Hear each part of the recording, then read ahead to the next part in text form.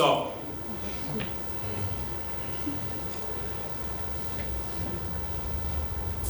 after this evening, Pastor gonna allow me to take around the collection box or what?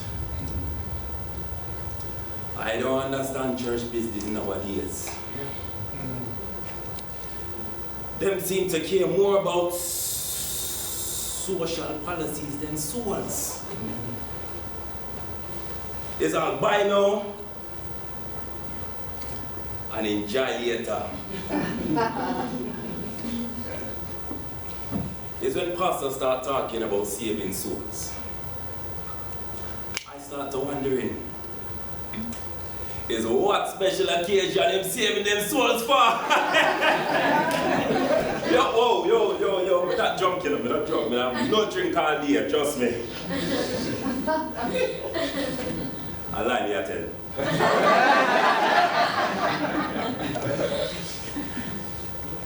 Well, I like Pastor Lee, you know. But Pastor turned me in a mind a gully man. You don't see the resemblance? No, you don't see it? You don't see it? You don't see it? No. You must see it. You're a Jamaican. You must see it.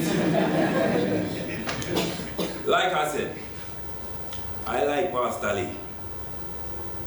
However, him always make excuse. Always making excuses. Walking up and down, rubbing him hand. Walking backwards. Walking away from me and you. Me and you! Him and my wife are going like say them want to live the rich life. Drinking tea. You know what? I need a drink.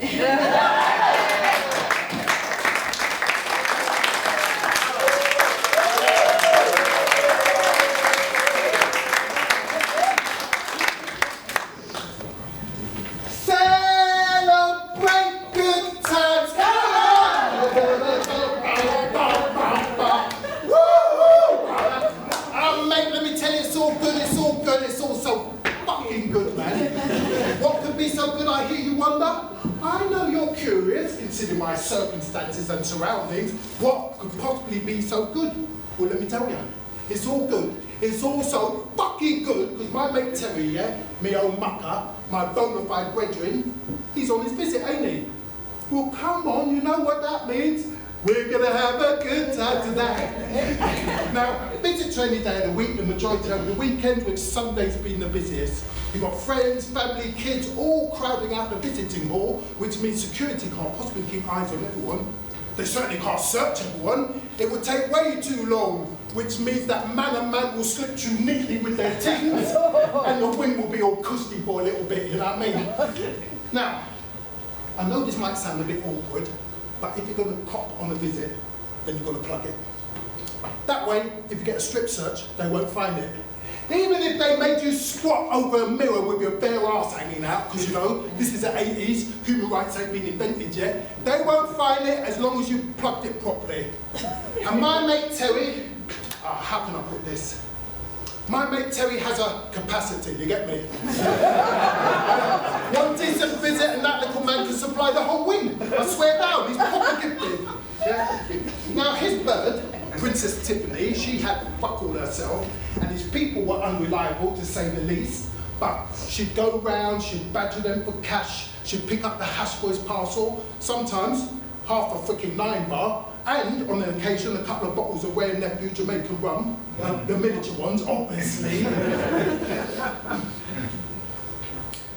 Now, she only had to hide it on her person to pass the pat down. It was poor old Terry who had to do the heavy lifting. Terry, my mate Terry. The first thing you notice about him is his purpley sculptured teddy boy quip. He got this OCD relationship with his hair, a comb always at the ready like he's an extra on Grease Lightning or sank. How did we ever become friends? I mean, we're total opposites in every way. Me, regular down the gym, you know, banging the weights, cardio, circuit training. Terry, skinny little fucker, allergic to physical exercise. Me, I read, I study. You got it, ain't ya? You don't want your old pedagogy to get groggy. Hey, a man can lose his marbles in this place. You can get your head caught up on the jagged bits. Reading just helps to smooth the edges. Terry reads The Sun, but I only see him looking at page 3, and he will spend ages ogling the pages of a porno magazine. And whereas I've always been a bit of a soul boy, you know, the jazz funk, the rare groove, a little bit of reggae, the lovers rock, Terry is a fucking teddy boy, a rockabilly throwback. You know, with the hair, the turn-up collar and shit, doing the bop round the cell like a man possessed whenever a little bit of rock and roll come over the tranny. Well, look about, look about, look about, look about. Ooh, we had nothing in common apart from the fact that we're both doing a stretch. Oh yeah, and of course, the puff. Now, I am of the utmost conviction that the Most High in His holy wisdom put the ganja from the plantation as a form of compensation. You know, for life's utter fuckeries, mockeries and frustrations, and it would be a sacrilege for me not to partake. And seeing that I ain't got no one out there to come visit me and drop me a parcel, it was a bit of a touch getting tucked up with Terry, you know what I mean? But look, it's not just the puff. I've been banged up with all sorts of bodge doing this bird, and I can tell you, there's only 2 sorts of people in this life, or my life. Those who suck the soul out of the day, and those who make the day.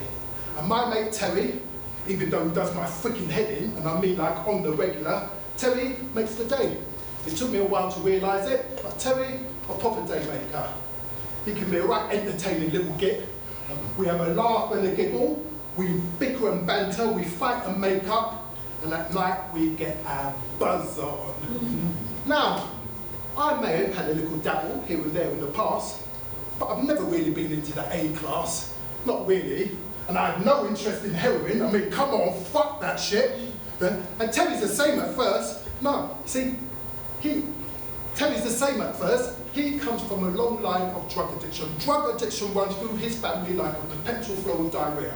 I mean, his brother uses, his dad died from it. He's got uncles and cousins, all a bunch of smackers, and Terry wanted no part of it. Now, when we first get banged up together, his only vice is hash. Well, hash and biscuits. I mean, Geezer's always got biscuits. He trades in biscuits. Many times it's Terry's biscuits that get us out of trouble when we're running a bit dry and need a nightcap. For there is a truth, universally acknowledged, that a prisoner afflicted with the munchies can be persuaded to part with a little bump of his hashes, what, for a couple of packets of chocolate hobnobs, some dry roasted peanuts and a carton of juice just before bang up. Trust me. Our problems start when Terry gets a Dear John. No more Princess Philippa, no more regular visits. We are left getting on the wing deals using our canteen. Plus, Terry develops this weird reaction whenever he has a puff. I mean, he's just not enjoying it like he usually does. I mean, he tries, he really does fucking try. But after a dozen or so mini psychotic episodes, we have to accept that puffing is making him way too paranoid. And a man needs something to take off the edge, don't he? There's something to smooth the edges.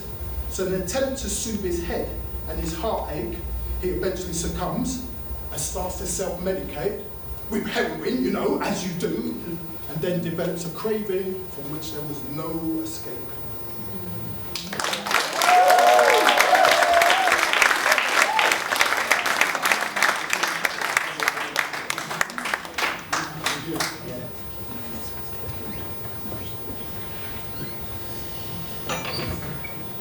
Oh, just when I thought I was out, they pull me back in!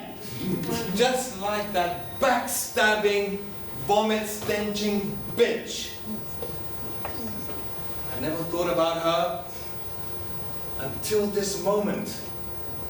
She was here to win, but she lost. But every kitten grows up to be a cat. They're so fluffy, they're so vulnerable, cute. They get on that milk for so sad. Until they grow some claws. And then they want some blood.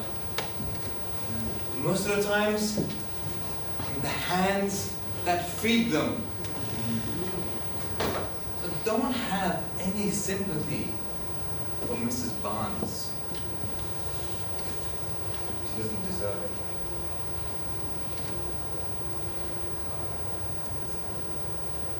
You know, I'm sure a lot of you guys here are not happy to see me. Happy that I wouldn't be here. But I got to where I am right now because a lot of you were all trying to climb that ladder to get to the top. And you will. But sadly, my time has come. And I knew it. Because I live in a house of cards. And that crumbles at some point. You know, I was a murderer. A beautiful one. And now they got me. So I just leave you guys who want to be where I am with a simple thought. Don't piss on my back and tell me it's raining. So hunt or be hunted.